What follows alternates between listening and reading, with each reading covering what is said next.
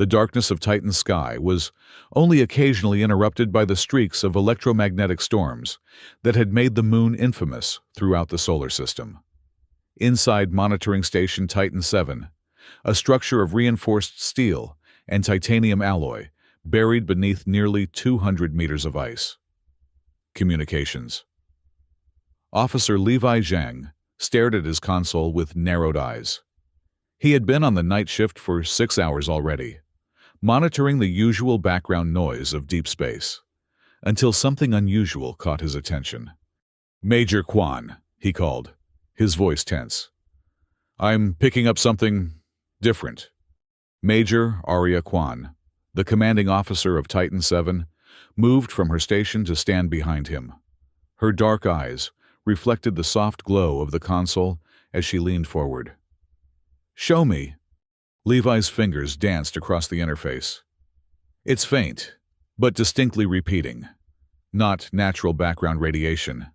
On the screen, a pattern emerged from the cosmic noise, a repeating sequence that pulsed with unmistakable, artificial regularity. "Is it one of ours?" Arya asked, her voice dropping to a whisper. "Negative. This frequency doesn't match any Earth fleet protocols. And—" Levi paused, enhancing the signal. "It's coming from well beyond our solar system." Arya's breathing slowed.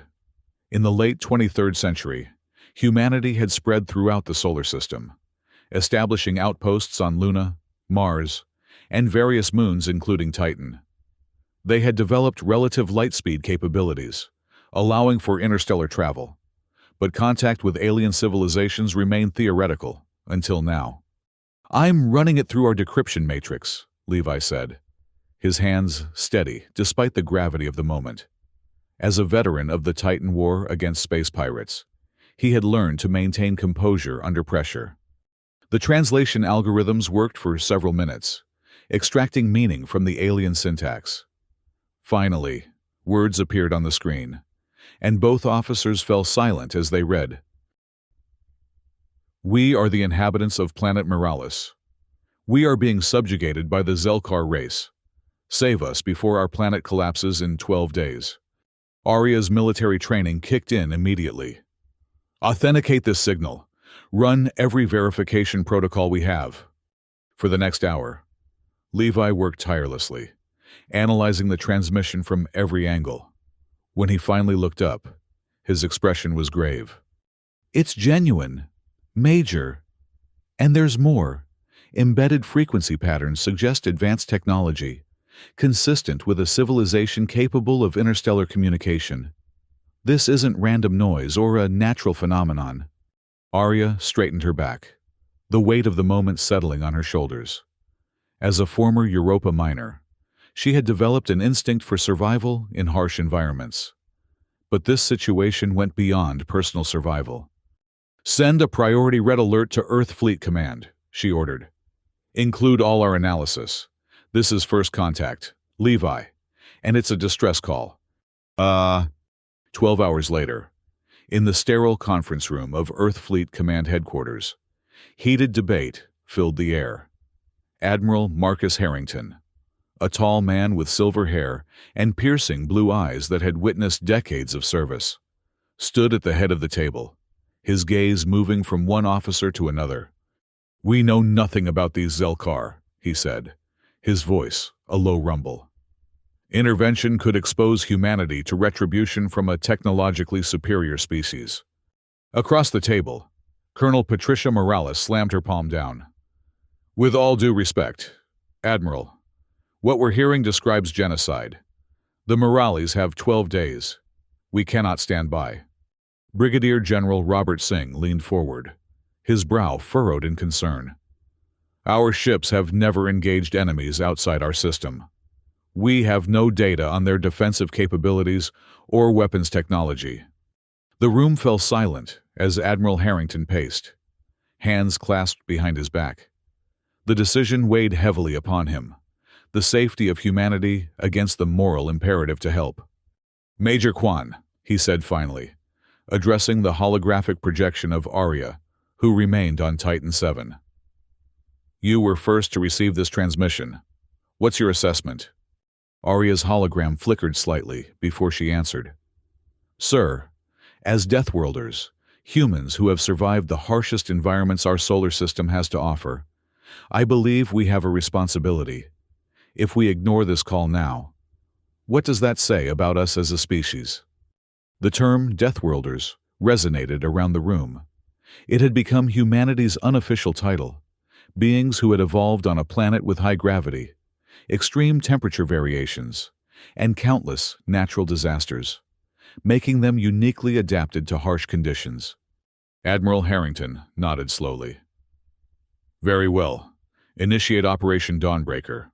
We'll deploy 3 fleets within 36 hours. The room erupted into activity as officers began coordinating the massive mobilization effort. 3 distinct fleets would be deployed. The Titan's Wrath Fleet, consisting of heavy battleships and destroyers, would establish a blockade and provide the main offensive power. The Stormhawk Fleet, comprised of faster reconnaissance and support vessels, would serve as the advance force. The Sanctuary Transport Division would focus on evacuating civilians and providing humanitarian aid. Major Arya Kwan received her orders directly from Admiral Harrington. She would coordinate the Stormhawk Fleet, serving as the crucial link between the initial intelligence from Titan 7 and the overall command structure. We're trusting your judgment, Major, Harrington told her. This is uncharted territory for all of us.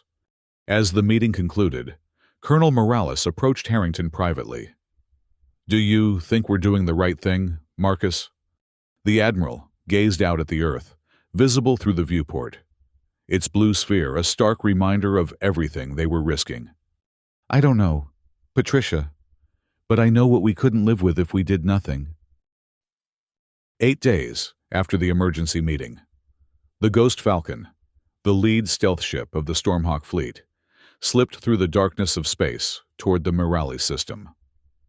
Commander Elena Park stood on the bridge, her expression tense as she studied the tactical displays. Status report, she ordered, her voice crisp in the quiet of the command center.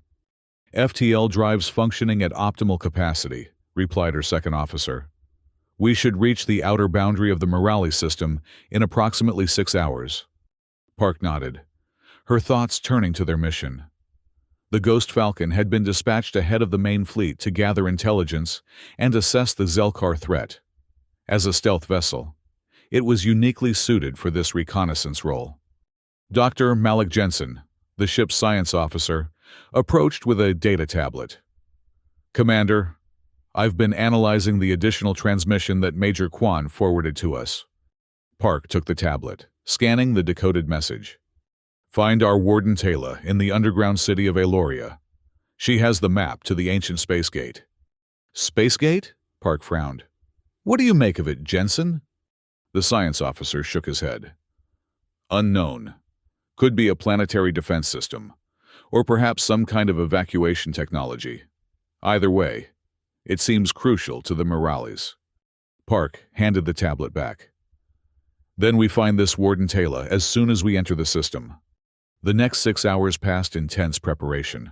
Weapon systems were checked, stealth capabilities verified, and contingency plans established. When the Ghost Falcon finally dropped out of FTL on the edge of the Mirali system, everyone on the bridge held their breath. Scanning, Dr. Jensen announced, hunched over his console. 4 planets in the system, designated M1 through M4 for convenience. The tactical display illuminated with the Mirali system. M1 appeared as a frozen, apparently dead world. M2 showed signs of artificial structures. M3, the largest planet, glowed with atmospheric readings, and M4 was smaller, with minimal activity detected. Life signs on M3, Jensen continued. Massive population centers, primarily underground. And, he paused, his eyes widening. Commander, I'm detecting significant military activity. Orbital platforms, fleet movements. The Zelkar presence is substantial. Before Park could respond, alarms blared across the bridge. FTL drive fluctuations, the engineering officer shouted. We're caught in some kind of electromagnetic interference from the asteroid field. The ship shuddered violently, throwing crew members against their stations. Park gripped her command chair, issuing rapid orders. Divert power to stabilizers. Cut the FTL drive before it overloads. The Ghost Falcon lurched as the drive powered down, leaving them drifting on conventional thrusters. Warning lights flashed across every console. Damage report, Park demanded, wiping a trickle of blood from her forehead where she'd struck the console. FTL drive offline.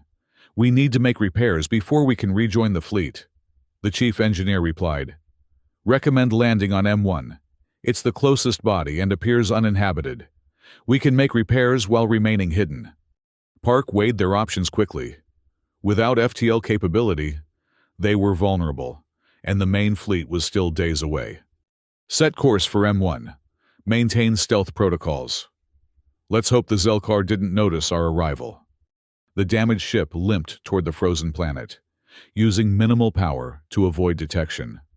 As they descended through the thin, toxic atmosphere, Park stared at the barren landscape below, a fitting metaphor for their increasingly precarious mission. The Ghost Falcon landed in a deep crater, shielded from orbital sensors by the high walls of ice. Repair crews immediately went to work on the FTL drive, while Park established a secure communication link with Major Kwan back at Titan 7. We've entered the Morales system, she reported. Heavy Zelkar presence, primarily focused on M3. FTL drive damaged, currently grounded on M1 for repairs. Arya's response was immediate. Understood, Commander. The main fleet is still 5 days out. Continue your reconnaissance if possible, but your safety is priority. Park hesitated before adding, Major, there's something else. We've detected what appears to be a Zelkar floating dock orbiting M2, likely a troop transport station. Their military presence is significant. After signing off, Park assembled a small reconnaissance team.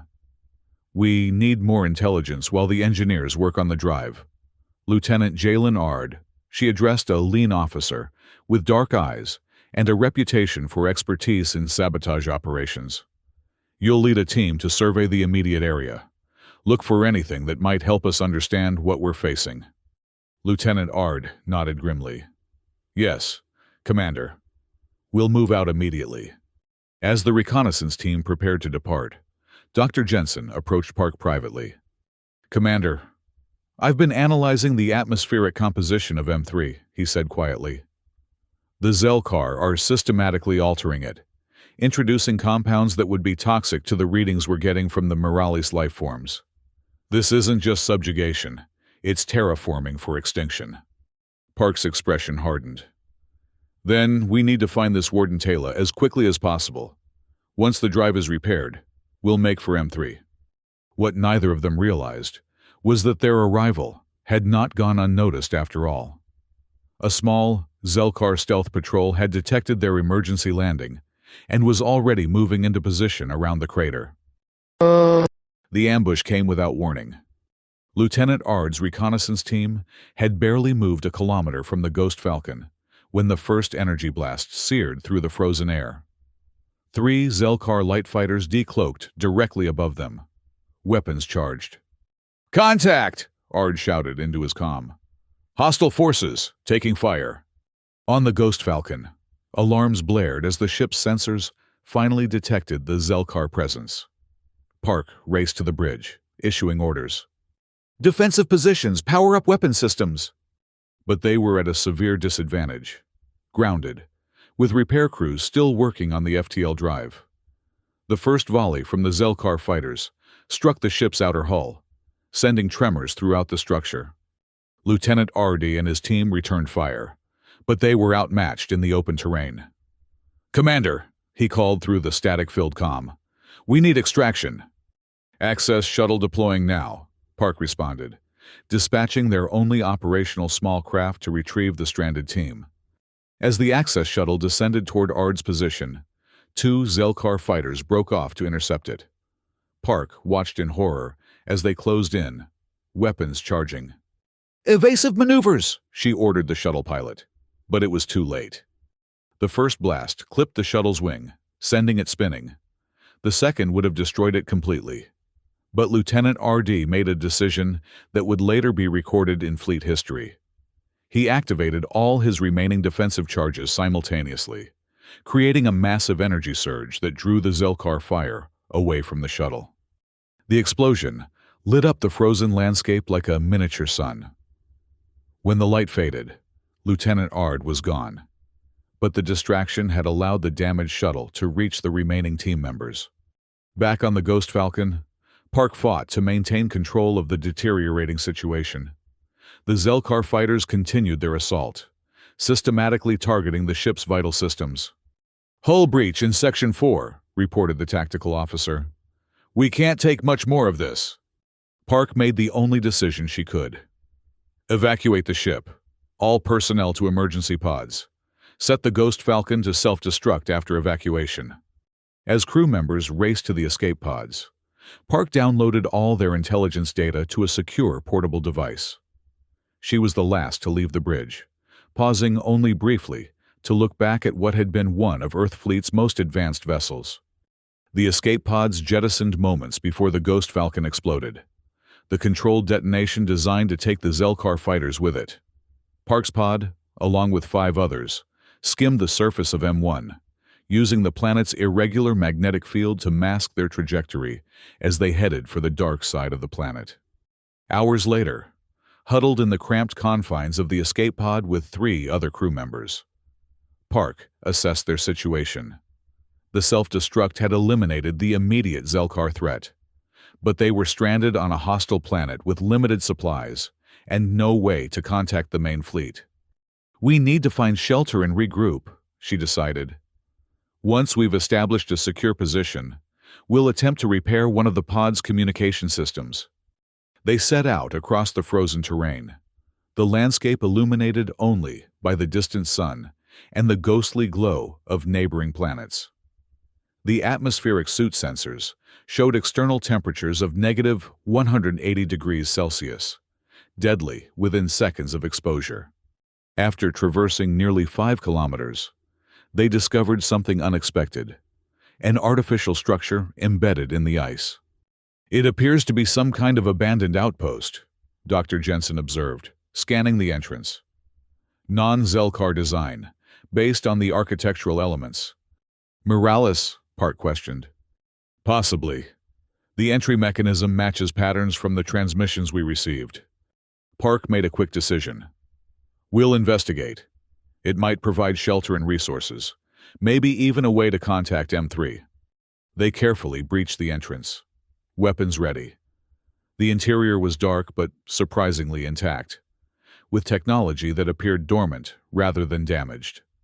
As they moved deeper into the facility, lights began to activate automatically, responding to their presence. "Someone's here," whispered the tactical officer, raising his weapon. From the shadows emerged a slender figure, humanoid, but clearly alien, with iridescent skin that seemed to shift colors in the dim light. When it spoke, the universal translator in their suits processed the sounds into recognizable speech. "You are not Zelkar," the figure stated, more observation than question. Park stepped forward cautiously. "We are humans. From Earth. We received your distress call." The figure's color shifted to a deeper blue. "I am Warden Taylor. You have come sooner than expected, and in fewer numbers." "We're the advance team," Park explained. "Our main fleet is days behind us. We were attacked and forced to abandon our ship." Taylor studied them carefully before responding. "Then the prophecy begins to unfold. Come, there is much to discuss, and little time remaining."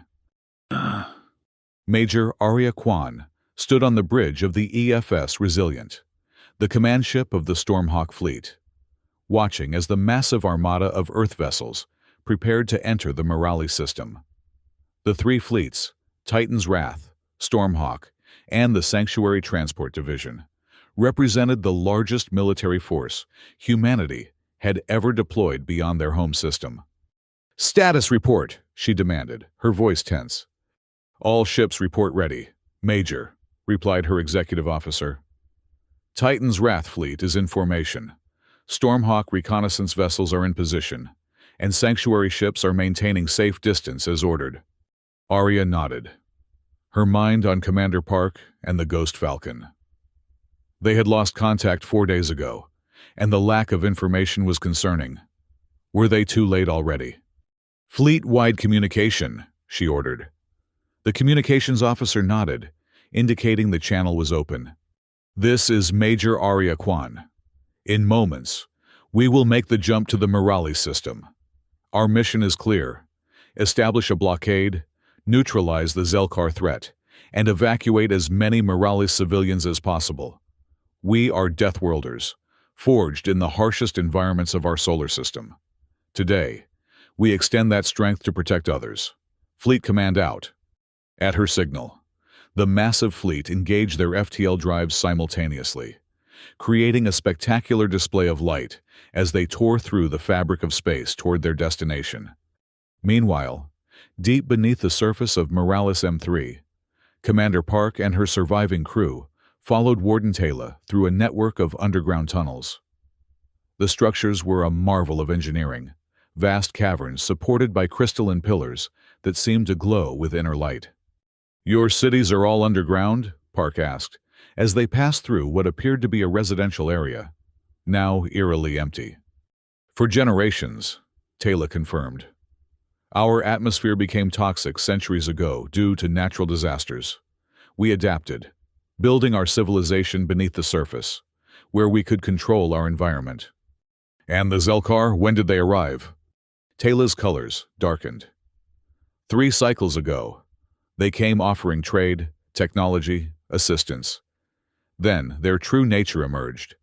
They seek worlds to colonize, and ours is ideal, once we are removed. They entered a vast chamber, dominated by a circular structure of unknown material. Intricate patterns covered its surface, reminiscent of circuit pathways but organic in design. "The Ark Gate," Taylor announced. "Built by our ancestors during the first migration. It once connected our world to others in a vast network, but it has lain dormant for millennia." Dr. Jensen approached the structure, his scanner recording every detail. "This technology, it's unlike anything I've seen. These patterns suggest it could generate energy on a massive scale." "It does more than generate energy," Taylor explained. "When activated, it creates a direct FTL bridge, what you might call a wormhole, between 2 points in space. Our ancestors used it to travel between worlds instantaneously." Park's eyes widened. "Could it create a bridge to Earth?" "With the proper coordinates, yes. That is why I sought to contact your people. The Zelkar will complete their atmospheric conversion within days. Our only hope is to evacuate through the gate, but we lack the energy source to activate it." Before Park could respond, the ground shook violently. Dust fell from the ceiling as a distant boom echoed through the tunnels. "They've begun the final phase," Taylor said, her voice grim. "The Obsidian Star has been activated." "What's the Obsidian Star?" Park demanded. "A planet killer. The Zelkar's ultimate weapon. It alters the very fabric of our atmosphere, turning it into plasma that will eventually ignite and consume everything." Park accessed her communication device. "We need to warn the fleet. Do you have any way to send a signal from here?" Taylor led them to an adjacent chamber, filled with communication equipment. "Our surface transmitters are destroyed, but we maintain this deep-level emergency system. It can penetrate the interference, but only for short bursts." Working quickly, Park crafted a message with all they had learned: the Ark Gate, the Obsidian Star, the imminent destruction of M3. As she prepared to transmit, the first reports of the Earth fleet's arrival came through. "The battle has begun," Taylor said softly, watching as scattered messages filtered through their communication system. In the cold vacuum of space above Morales M3, the Earth fleet emerged from FTL in perfect formation. Arya, standing on the bridge of the Resilient, took in the tactical situation with a practiced eye. "Zelkar vessels detected," announced the tactical officer. 153 ships in attack formation around M3. On the main viewer, the Zelkar fleet came into focus, sleek, obsidian vessels with distinctive angular profiles. They were already moving to intercept. Titan's Wrath fleet, establish blockade position at coordinates X-17, Arya ordered. Stormhawk vessels, deploy in defensive formation around the Sanctuary Division. All ships, weapons hot but hold fire until engaged. The massive Earth battleships moved into position, their imposing silhouettes forming a protective barrier between the Zelkar and the evacuation vessels. "Major," called the communications officer. "We're receiving a transmission from the surface of M3. It's Commander Park." Relief washed over Arya. "Put it through!" Park's voice came through, broken by static but urgently clear. "Major Quan, be advised. Zelkar have activated a weapon called the Obsidian Star. Planetary-scale destruction imminent. We've located Warden Tayla and the Arc Gate. Ancient technology that could provide evacuation route directly to Earth. Need technical support to activate. Current location, underground city Eloria. Coordinates attached." Arya processed this information rapidly. "Acknowledged, Commander. Hold position. We're sending support teams to your location." She turned to her tactical officer. "Deploy Strike Team Alpha to those coordinates. Priority mission, secure the Arc Gate and provide technical assistance." As she issued the order, the first Zelkar vessels opened fire on the Earth fleet. Energy weapons lanced through space, striking the forward shields of the human battleships. "Return fire," Arya commanded. "Mosaic swarm tactic. Break formation into smaller attack groups. Target their command and control systems." The Earth fleet split into dozens of smaller formations, making them harder to target while allowing them to attack from multiple vectors simultaneously. The tactic, developed during the Titan War, had proven effective against numerically superior forces. Meanwhile, on the planet's surface, the Zelkar launched their next phase of attack. Massive floating platforms ascended into the upper atmosphere, releasing a chemical agent that began to interact with the existing atmospheric compounds. "Matrix Oblivion initiated," reported a science officer on the Resilient. "They're seeding the atmosphere with proton excitation compounds. If they reach critical concentration, the entire atmosphere will ignite," Arya finished grimly. "How long?" "At current rate, less than 72 hours until point of no return." Arya faced an impossible choice. The plasmatic disruptors on the Titan's Wrath vessels could potentially destroy the Zelkar platforms. But firing such weapons within the atmosphere risked accelerating the very process they were trying to prevent. Her decision was interrupted by a priority message from Admiral Harrington, now coordinating the overall operation from the flagship of Titan's Wrath. "Major Quan, we've analyzed the Zelkar fleet movements. They're protecting something in orbit around M3, a structure unlike their other vessels." The tactical display shifted to show a massive, star-shaped object in high orbit, its surface a deep, light-absorbing black. "The Obsidian Star," Arya whispered. "Whatever it is, it's the key," Harrington continued. "We need to neutralize it before the atmospheric conversion reaches critical levels." Arya studied the tactical display, noting the heavy Zelkar presence surrounding the structure. "Sir, requesting permission to lead a direct assault on the Obsidian Star with a strike team from Titan's Wrath." There was a pause before Harrington's response came through. "Permission granted, Major. But understand, this is likely a one-way mission." "Understood, sir. Assembling team now." As Arya prepared for the mission, deep beneath the surface of M3, Commander Park and Dr. Jensen worked feverishly with Warden Tayla to activate the ancient Arc Gate. "The patterns are quantum entangled," Jensen explained, studying the structure. "It needs a specific energy signature to initialize the connection." Tayla placed her hands on a control panel, its surface illuminating in response to her touch. "Our ancestors left instructions, but we lack the power source described." Park examined her portable device, which contained data from the Ghost Falcon. "What if we adapted our FTL drive principles? The theoretical framework is similar. creating a fold in space-time.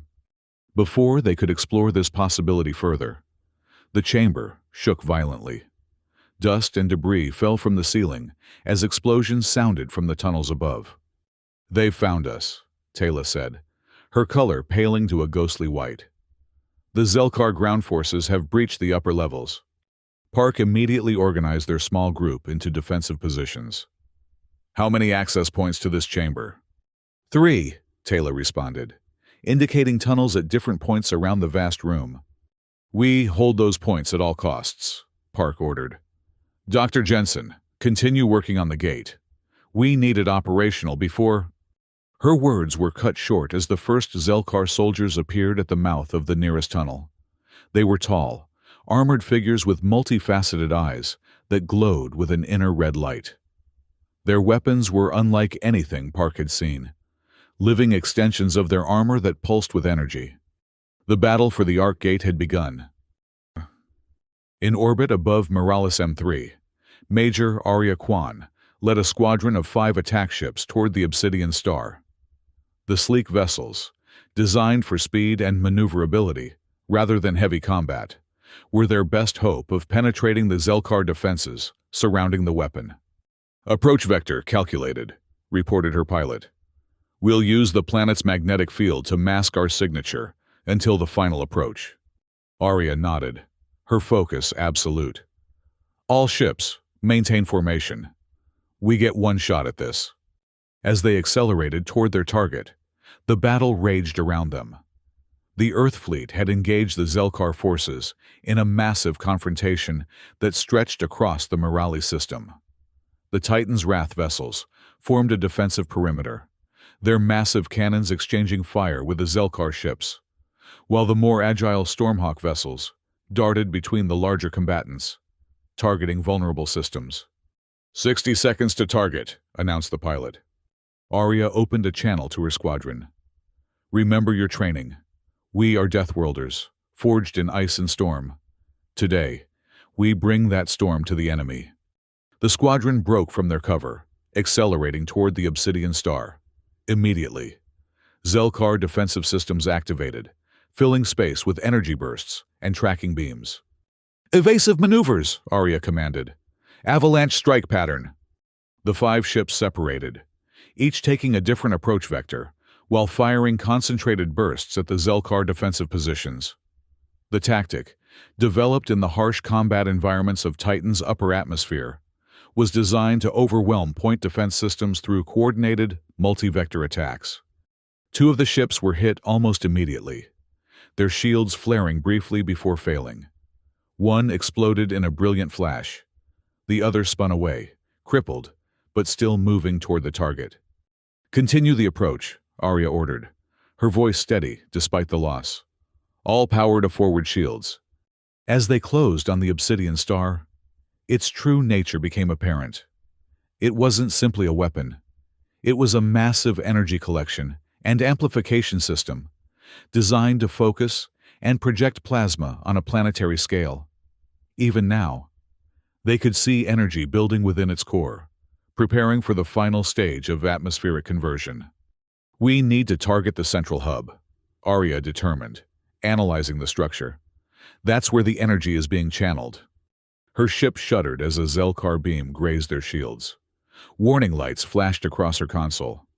"Shields at 30%, reported her tactical officer. "One more direct hit and we're finished." Arya made a split-second decision. "New plan. We're going to ram it." The crew looked at her in shock, but no one protested. They had all volunteered for this mission knowing the risks. "Plot a course directly into the central energy chamber," she ordered. "Maximum speed on my mark." As she prepared to give the final command, a communication came through, faint but recognizable. "Major Kwan, this is Commander Park. We've activated the Arc Gate. Repeat. The gate is active. We're establishing a direct link to Earth now." Hope surged through Arya. If the gate was operational, they had a chance to evacuate the Morales population, but only if they could delay the Obsidian Star's activation. "Understood, Commander. We're about to buy you some time." She turned to her crew. Change of plans. We're still going in. But our objective is to disable, not destroy. Target the energy channeling systems. If we can disrupt the flow, it might buy us 72 hours. Her ship accelerated toward the massive structure, the two remaining vessels of her squadron falling into formation behind her. As they approached, the Obsidian Star's defenses intensified, filling space with deadly energy. "Impact in 10 seconds, called the pilot.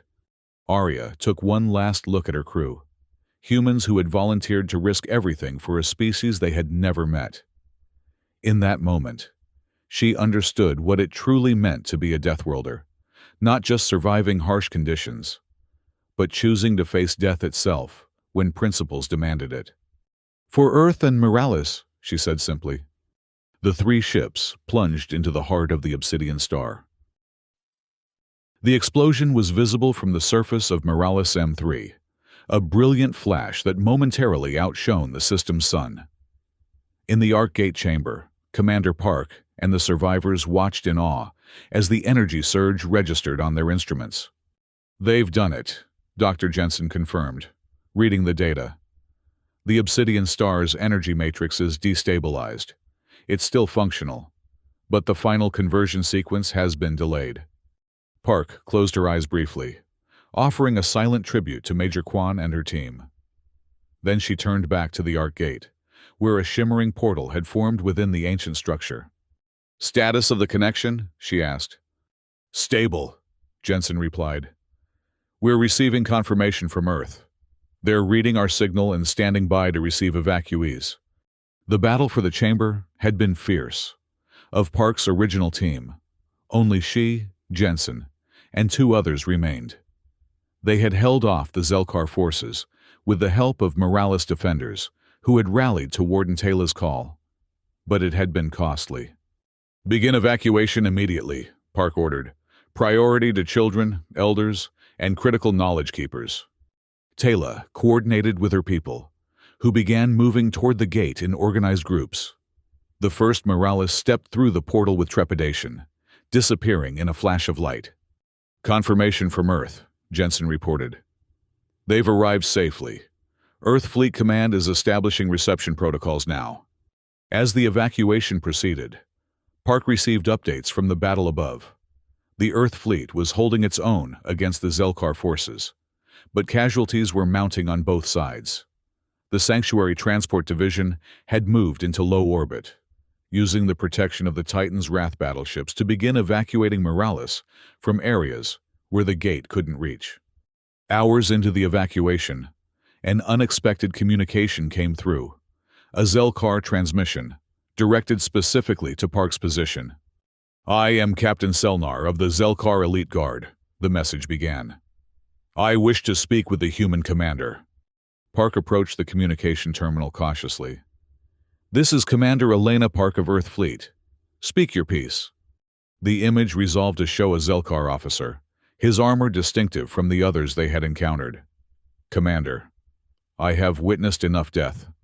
The High Command's purification directive is excessive. I and others like me wish to offer assistance." Park's instinct was to reject the overture. A trap seemed likely, but something in the Zelkar's tone gave her pause. "What kind of assistance?" "I can provide access codes to the Obsidian Star's secondary control systems. It won't deactivate the weapon entirely, but it will allow your forces to target specific vulnerabilities." Jensen, monitoring the communication, whispered to Park. "If he's telling the truth, this could give us the edge we need." Park made her decision. "Transmit the codes. But understand, if this is deception, whatever remains of our fleet will ensure the Zelkar remember humanity's vengeance." Captain Selnar inclined his head. "The codes are transmitting now. May our species find better understanding in the future." "Commander." The transmission ended, leaving Park with a difficult choice. Trust the word of an enemy, or reject what might be their best chance at saving Morales. She forwarded the information to the Earth Fleet immediately, along with her assessment. "These appear to be genuine access codes to the Obsidian Star. Recommend immediate tactical deployment to verify and exploit if authentic." Admiral Harrington's response was swift. Intelligence confirms code structure matches known Zelkar protocols, deploying strike team to target identified vulnerabilities. Within hours, a specialized Earth fleet vessel, Shadow Serpent, one of the few stealth ships they had left, approached the damaged but still functional Obsidian Star. Using Captain Selnar's codes, they penetrated the outer defenses and deployed precision strikes against the weapon's power core. The resulting chain reaction wasn't the catastrophic explosion they had expected. Instead, the Obsidian Star simply powered down, its energy matrix collapsing in on itself. In the Arc Gate chamber, they received the news with cautious celebration. The immediate threat had been neutralized, but the damage to Morales M3 was extensive. The atmospheric conversion had already progressed too far to be fully reversed. "We have perhaps a week before the planet becomes completely uninhabitable," Taylor informed them. Her colors, a solemn blue-gray. "Many of our people still refuse to leave. They believe surrender is preferable to exile." Park understood their reluctance. "We'll continue the evacuation as long as possible, both through the gate and with our transport vessels." Outside the chamber, the sounds of battle had diminished. Reports indicated that the Zelkar ground forces were withdrawing, their mission compromised by the failure of the Obsidian Star and the unexpected resistance. Park took a moment to contact Earth Fleet Command directly. "Admiral Harrington, what's the status of the Zelkar fleet?" "In retreat," came the reply. After the Obsidian Star was neutralized, their command structure seemed to fracture. Some vessels continue fighting, but others are withdrawing from the system entirely. "And Major Kwan?" Park asked, though she already knew the answer. There was a pause before Harrington responded. "Her sacrifice saved countless lives. Commander, her ship and 2 others penetrated the Obsidian Star's core, disrupting its energy matrix long enough for us to mount an effective counterattack. Without that action, we would have lost Morales entirely." Park nodded silently, honoring the memory of a fellow officer she had never met in person, but whose courage had made their current success possible. "We'll continue the evacuation," she told Harrington. "The Arc Gate is functioning at full capacity, and we're moving as many people as possible." "Understood, Commander. The Sanctuary Fleet will coordinate with you to ensure maximum efficiency. Earth is preparing to receive the Morales refugees. The United Outpost Initiative has already begun construction on M4, which our surveys indicate could support Morales life with minimal adaptation." As the evacuation continued, Park found herself working alongside Warden Taylor, coordinating the movement of thousands of Morales through the gate. They had established a rhythm, organizing groups, prioritizing the most vulnerable, ensuring critical cultural artifacts were preserved. "Your people risk much for strangers," Taylor observed during a rare quiet moment. Park thought about this. Perhaps it's because we understand what it means to face extinction. Earth has had its share of close calls throughout our history. "Deathworlders," Taylor said, testing the term. "Your Major Kwan used this word. It seems fitting." "It wasn't always meant as a compliment," Park admitted, "but we've come to embrace it. Living in harsh conditions teaches resilience, adaptability, and, perhaps most importantly, the value of cooperation." Taylor's colors shifted to a warm gold. "Then perhaps there is hope for the future after all." 1 month after the Battle of Morales, the evacuation was complete.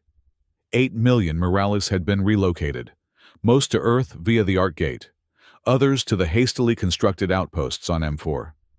Morales M3, once a vibrant world despite its underground civilization, was now a toxic wasteland, its atmosphere irreparably damaged by the Zelkar weapon. On the observation deck of the EFS Indomitable, the new flagship of the Titan's Wrath fleet, Admiral Harrington stood with Commander Park, looking out at the stars. "The Morales Earth Unification Treaty will be signed tomorrow," Harrington said. "The first formal alliance between humanity and another species." Park nodded. "And the Interstellar Emergency Assistance Alliance?" "Already being formed," 7 Earth colonies have pledged support, along with the Morales Governance Council. Harrington turned to face her. Your recommendation to include Captain Selnar in the negotiations was controversial, but I believe it was the right call. The Zelkar officer, who had provided the crucial access codes, had indeed become an unexpected ally. As internal divisions within the Zelkar society became apparent, between the militant Blood Crusaders, the moderate Sanctum faction, and the peaceful Purity cult, Selnar had emerged as a voice for cooperation and atonement. He represents a possibility, Park said simply, that even the most entrenched enemies can change. Their conversation was interrupted by a communication alert. Admiral, Commander, the memorial service is about to begin. They made their way to the ship's large assembly hall, where crew members from across the fleet had gathered. At the center of the room stood a holographic display of the Morales system, with a smaller image of Major Arya Kwan. The service honored all those who had fallen during the mission: Lieutenant Jalen Ard, the crew of the Ghost Falcon, the attack teams who had confronted the Obsidian Star, and countless others. But special recognition was given to Major Kwan, whose decisive action had provided the crucial time needed to activate the Arc Gate and mount an effective counterattack. Warden Taylor spoke on behalf of the Morales people, her colors shifting through a spectrum that the universal translators couldn't fully capture, but which conveyed profound gratitude and respect. In our darkest hour, when our world was dying around us, you came, she said. Not because we were yours to protect, but because you heard our call and chose to answer. The debt we owe cannot be measured, but it will be remembered for as long as our people exist. After the ceremony, Park found herself drawn back to the observation deck. The stars seemed different somehow, no longer distant and cold, but connected in ways she was only beginning to understand. She was joined, unexpectedly, by Captain Selnar. The Zelkar officer moved with deliberate grace, his tall form somehow less intimidating than it had once appeared. Commander Park, he acknowledged. I hope I am not intruding. Not at all, she assured him. I was just thinking. About Major Kwan? Park nodded. About her, and all the others. About what makes someone willing to sacrifice everything for people they've never met. Selnar was silent for a moment, his multifaceted eyes reflecting the starlight. In my culture, such actions would once have been dismissed as weakness. Now, I see them differently. How so? Strength is not merely the power to destroy, he said slowly. True strength lies in the ability to protect, to preserve what is valuable even at great cost to oneself. This is what I have learned from your Deathworlders. As they stood there, looking out at the vast expanse of space, a communication came through from Earth. The first group of Morales children had begun attending classes alongside human children. The integration was proceeding better than anyone had expected, with both species discovering unexpected commonalities and fascinating differences. Later, as the Indomitable prepared to return to Earth, Park wrote her final report on the mission. She concluded with words that would later be inscribed on the Morales Memorial in New Geneva. We are Deathworlders, born of storm and ice. But now, when any being calls, we will come. The cost may be measured in lives, but that is a price worth paying. For in the vast darkness of space, the hand extended in aid may be the most powerful force of all. On Morales M4, the United Outpost grew from a hasty refugee camp into a thriving community. Earth engineers and doctors worked alongside Morales specialists, creating a new home that honored the best of both worlds. And beyond the immediate system, word spread of the species from a harsh world who had risked everything to save strangers. The Zelkar, too, were changing. The failed conquest of Morales had exposed deep divisions within their society. The Blood Crusaders continued to advocate for expansion through force, but the Sanctum faction gained influence, arguing for cooperation and cultural exchange rather than domination. Captain Selnar, once a dedicated warrior, became an ambassador between worlds. His journey from participant in genocide to advocate for peace became a powerful symbol of the possibility of change. And the Arc Gate, that ancient technology that had saved millions, remained active, a bridge between Earth and the new Morales, and perhaps someday to other worlds in need. Scientists from both species studied it carefully, learning its secrets while respecting its power. In the decades that followed, humanity's reputation evolved. No longer were they simply Deathworlders, feared for their resilience and adaptability to harsh conditions. They became known as protectors, beings who would answer when called, regardless of the danger. It was a legacy that Arya Kwan would have been proud of. Commander Elena Park eventually became Admiral Park, overseeing the expansion of the Interstellar Emergency Assistance Alliance into a network spanning multiple systems. The lessons learned at Morales informed every aspect of her command philosophy, particularly the belief that strength must always be paired with compassion. Dr. Malik Jensen's work with the Arc Gate technology led to breakthroughs in FTL communication, allowing for instantaneous contact between distant worlds. This development revolutionized interspecies relations, making cooperation and mutual understanding possible on an unprecedented scale. Warden Taylor, once a resistance leader fighting a seemingly hopeless battle, became the first Morales ambassador to Earth. Her efforts to bridge cultural differences paved the way for genuine integration between the two species.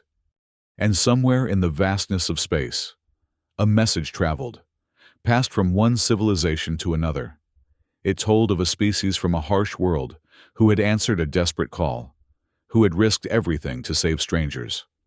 It spoke of Deathworlders who had become something more, guardians of life throughout the stars. The message reached worlds humanity had never heard of, species they had yet to encounter. And when those beings looked toward Earth, they saw not just another planet, but a beacon of hope, a promise that no matter how dark the night, someone would answer when they called. It was the beginning of something new in the galaxy, something built not on conquest or domination, but on the simple, powerful truth that Arya Kwan had understood from the moment she received that first, faint distress call. Every life has value, and those with the strength to protect must do so, whatever the cost. That was the true legacy of the Deathworlders, and it would echo among the stars for generations to come.